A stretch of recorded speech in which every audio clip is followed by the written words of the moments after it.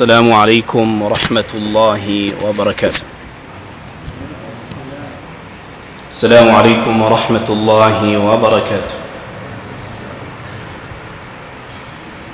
الله أكبر الله أكبر الله أكبر الله أكبر. أشهد أن لا إله إلا الله. أشهد أن لا إله إلا الله. أشهد أن محمدا رسول الله. أشهد أن محمدا رسول الله.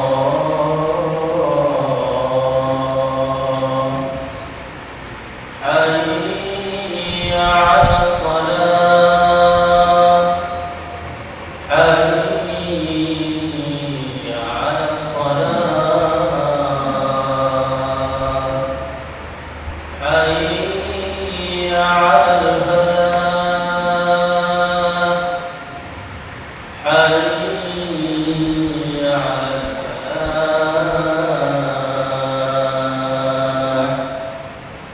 الله أكبر الله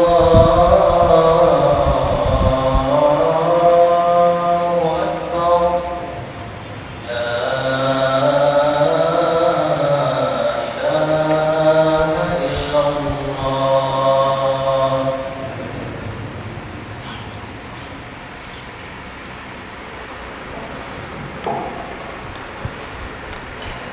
إن الحمد لله ونستغفره ونعوذ بالله من شرور أنفسنا ومن سيئات أعمالنا.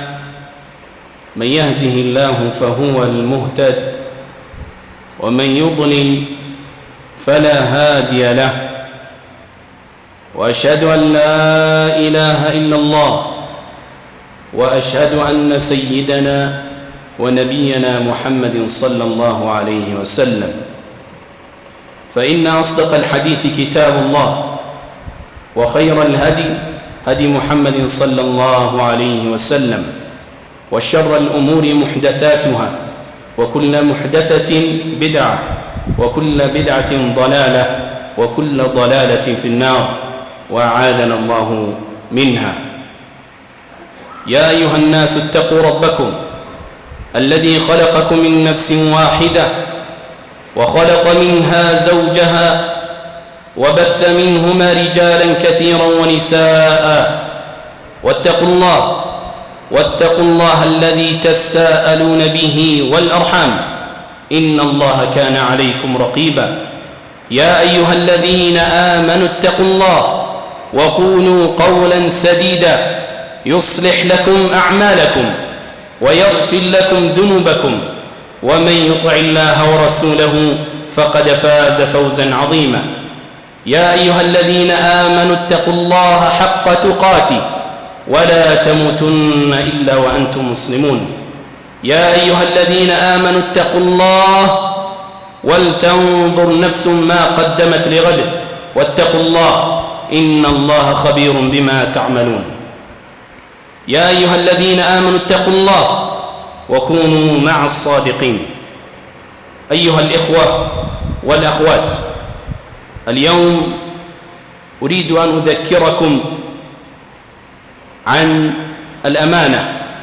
يقول الله جل وعلا في كتابه المجيد والفرقانه الحكيم: إنا عرضنا الأمانة على السماوات والأرض والجبال فأبين أن يحملنها منها وحملها الإنسان إنه كان ظلوما جهولا. الأمانة أيها الإخوة هي فضل وشرف وفضائل وعمل بها شرف وكرم. والتقوى وتحتاج التقوى وإصلاح وإيمانا للإخلاص لرب العالمين، وإيمانا إخلاصا لرب العالمين. ويقول الله جل وعلا عن حفظ الأمانة كما أمرنا الله سبحانه وتعالى: فليؤدي الذي اؤتمن أمانته وليتق الله ربه. ويقول الله جل وعلا في كتابه المجيد: إن الله يأمركم أن تؤدوا الأمانات إلى أهلها.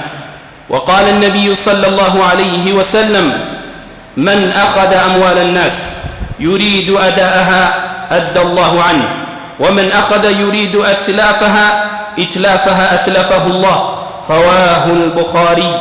وقال أيضا: أد الأمانة إلى من ائتمنك ولا تخن من خانك.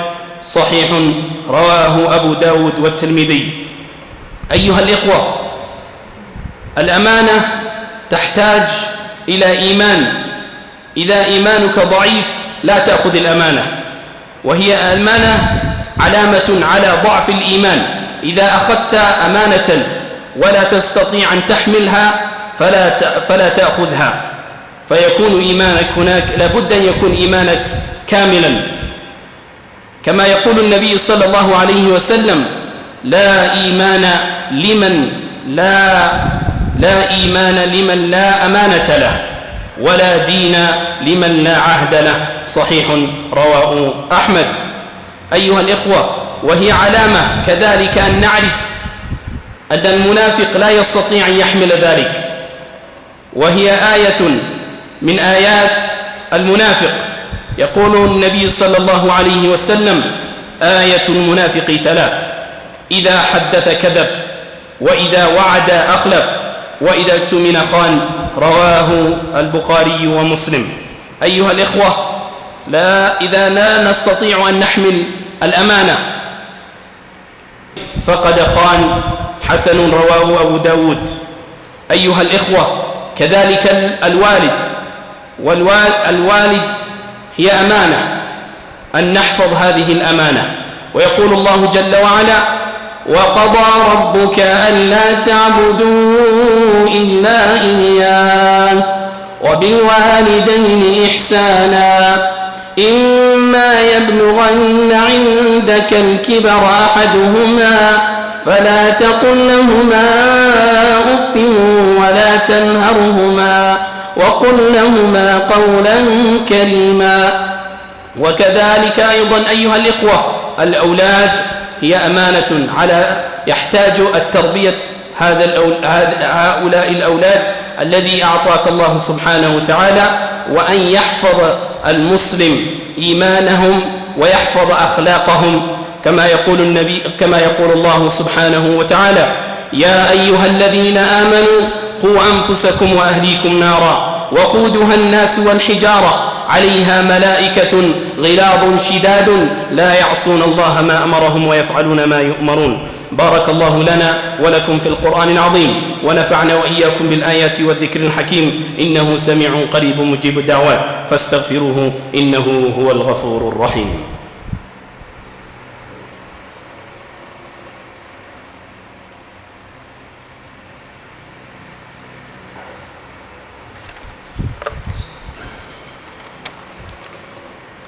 الحمد لله الذي لم يتخذ ولدا ولم يكن له شريك في الملك وخلق كل شيء فقدره تقديرا. وبعد, my dear brothers and sisters, after praising Allah subhanahu wa ta'ala to be put into that position, and Allah subhanahu wa ta'ala, He advises about when it comes to the amana. An amana is something very important and a trust, and not everybody can have actually that particular category. Only few people Allah subhanahu wa ta'ala has mentioned them, and few people can actually take over that trust. If we look at the Sahaba radiallahu anhum, they were, but however the Prophet sallallahu alaihi wasallam, he would advise them, as he advised Abu Dharr. فعن أبي ذر رضي الله عنه قال قلت يا رسول الله, I have mentioned to the Prophet صلى الله عليه وسلم, ألا تستعملوني, are you not able to use me فضرب بيده على منكبه ثم قال يا أبا ذر إنك ضعيف وإنها أمانة وإنها يوم القيامة خزي وندامة إلا من أخذها بحقها وأدى الذي عليه فيها. رواه Muslim. And the Prophet sallallahu alayhi wasallam, he also mentioned to us لا إيمان لمن لا أمانة له. And the person that who cannot able to take care of amana and a trust, then that means then his iman is weak. So therefore we should not able to just take of other people their properties if you're not able to take care of them. For example, the one of the amana that we like to talk about, there are many aspects of the amana, but we like to talk about few things. If a person comes to you and asks you for a nasiha, an advice, and says to you, dear brother, could you advise me in this way? And you decide to give him the wrong information, you have actually cheated. And that is what the statement of the Prophet sallallahu alaihi wasallam. So it's very important that we look after the amana. Our children are amana, our parents are amana, ourselves are amana. يقول الله جل وعلا, and Allah subhanahu wa ta'ala says about that, وَلَا تَقْتُلُوا أَنفُسَكُمْ إِنَّ اللَّهَ كَانَ بِكُمْ رَحِيمًا. And do not kill yourselves, because Allah subhanahu wa ta'ala is most merciful to you. So you should not able to take those things that can actually kill you or take the path of that will put you into danger. وَلَا تُلْقُوا بِأَيْدِيكُمْ إِلَى التَّهْلُكَةِ وَأَحْسِنُوا إِنَّ اللَّهَ يُحِبُّ الْمُحْسِنِينَ. And now when it comes to the amana, it's very important because this is one of the alama that it will give us the signs that will show the hypocrite.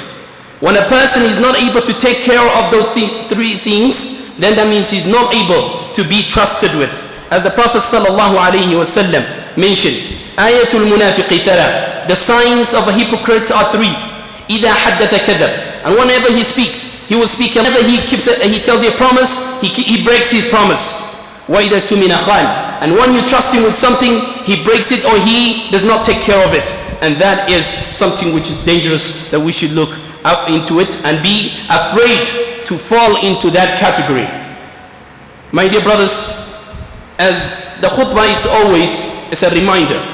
It is not a lecture that you come and you write down what is going on, but it's a reminder for you from this Friday to the next Friday to understand what Allah subhanahu wa ta'ala needs from you, to understand your responsibilities. The amana itself is a responsibility. You are responsible for everything that Allah subhanahu wa ta'ala has blessed you with.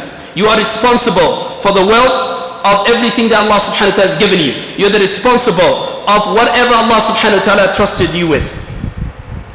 Inshallah, now I want to indicate a few things in the language of Somali, although some people may understand the both languages. But however, I would like to delight a few things in there. Walaliyal, waxaan inaan xasuusiyo amaanada muhiimadda ee leedahay. Amaanada wax walba Ilaahay subhanahu wa ta'ala noo dhiibay amaanay nagu tahay. Caruurteena amaanay nagu yihiin. Inaan wax siino cuntadooda iyo kharashkooda amaanay nagu yihiin. Inaan maxayd wax barno amaanay nagu yihiin. Tarbiyada islaamka inaan barno amaanay nagu yihiin.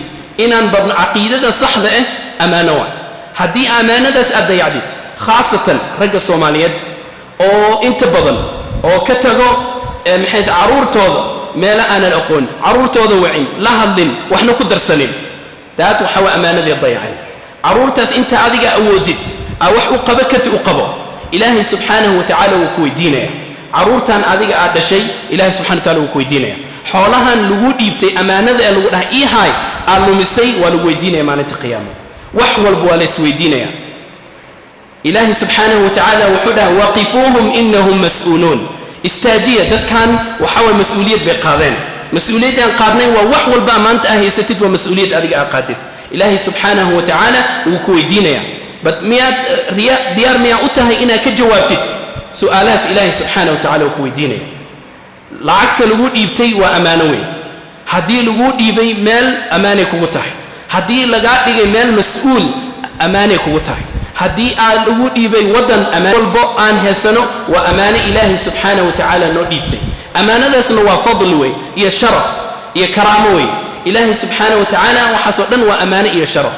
ina caruurteena barno diinta islaamka, إن كفكرنا آخرة أن إلونا الدون كان مروة بعيرينينه لأن مروة بخطبه مركو إمامك كوي ما كنا صحيحين أما كو شيء وحكو شيء مهمة آخرة ذاتها مجري إمام هالكن سو استاجا ما تنك على هذا البزنس كذا أما واحد دونك أباهنته لكن إن أنا وحوجنا إن إله سبحانه وتعالى أن حسوسنا أن إله سبحانه وتعالى أن حسوسنا دعوة السيد وكله ومسؤوليته مسؤولية الله بهينها قفر بينه كقبقاته إنه إله سبحانه وتعالى ذات كلويره إن إله سبحانه وتعالى الدين تيسه لإنفست جريه أو لا خرج لجوب بحيه أو لمال جليه أو دين إسلام ككر لو تاجو علامة إسلام ككر أتاجناته مرة بنا إسلام كلو تاجناته ولا لها مسلمين تؤدي باتسنا مرة بنا إن لو استاجو وأمانة أنا نلقى هي إن كشقينه إله سبحانه وتعالى وحمد سننا ذاتك نلقى أمانة حفظية اللهم عز الإسلام والمسلمين اللهم انصر المسلمين في كل مكان اللهم انصر المسلمين في كل مكان اللهم اهدنا إلى سبل السلام وأخرجنا من الظلمات إلى النور اللهم ذكرنا منه ما نسينا وعلمنا منه ما جهلنا برحمتك يا أرحم الراحمين يا غفور يا رحيم يا عزيز يا حكيم يا ذا الجلال والإكرام اللهم انصر إخواننا في كل مكان المسلمين الذين يجاهدون في سبيلك ويقاتلون في سبيلك اللهم انصرهم برحمتك يا أرحم الراحمين اللهم أصلح بلاد الصومال اللهم أصلح هذا البلاد اللهم أنزل عليهم سكينة ورحمة اللهم أصلح بينهم وألف بين قلوبهم برحمتك يا أرحم الراحمين اللهم إنا نسألك الهدى والتقى والعفاف والغنى اللهم احشرنا يوم القيامة مع المتقين مع الأبرار يا أرحم الراحمين يا غفور يا رحيم اللهم اغفر لنا ولوالدينا اللهم اغفر لهم وارحمهم اللهم اغفر لنا ولوالدينا وارحمهم وأدخلهم الجنة مع المتقين مع الأبرار اللهم وسع لهم في القبور واجعل لهم رياضا من رياض الجنة اللهم اجعل لهم رياضا من رياض الجنة واجعل لهم آخر كلامهم لا إله إلا الله اللهم اجعل آخر كلامهم لا إله إلا الله محمد رسول الله كن كفيلا إن الله يعلم ما تصنعون أقم الصلاة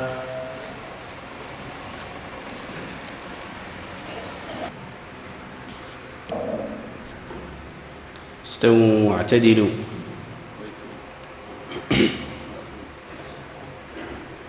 الله أكبر الله أكبر أشهد أن لا إله إلا الله أشهد أن محمدا رسول الله حي على الصلاة حي على الفلاح قد قامت الصلاة قد قامت الصلاة الله أكبر الله أكبر لا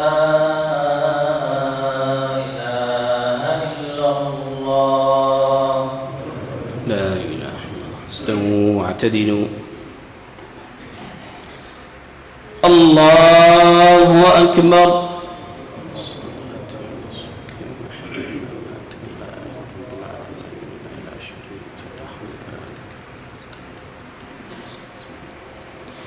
الحمد لله رب العالمين الرحمن الرحيم مالك يوم الدين إياك نعبد وإياك نستعين اهدنا الصراط المستقيم صراط الذين أنعمت عليهم غير المغضوب عليهم ولا الضالين آمين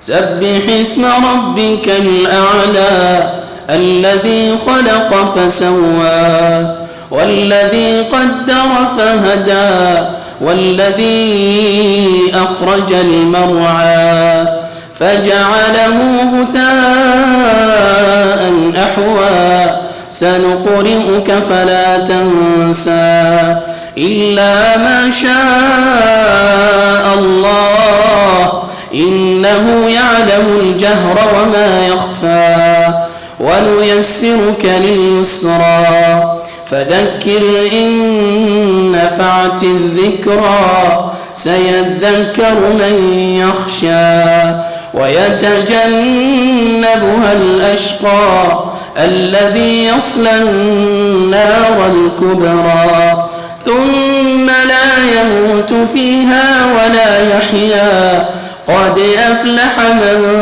تزكى وذكر اسم ربه فصلى بل تؤثرون الحياة الدنيا والآخرة خير وأبقى إن هذا لفي الصحف الأولى صحف إبراهيم وموسى. الله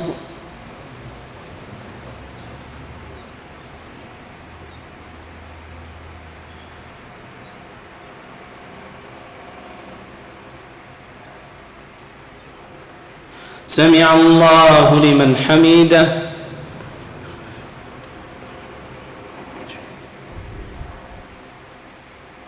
الله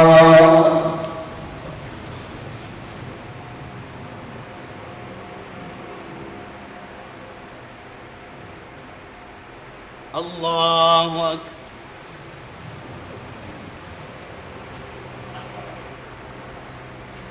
الله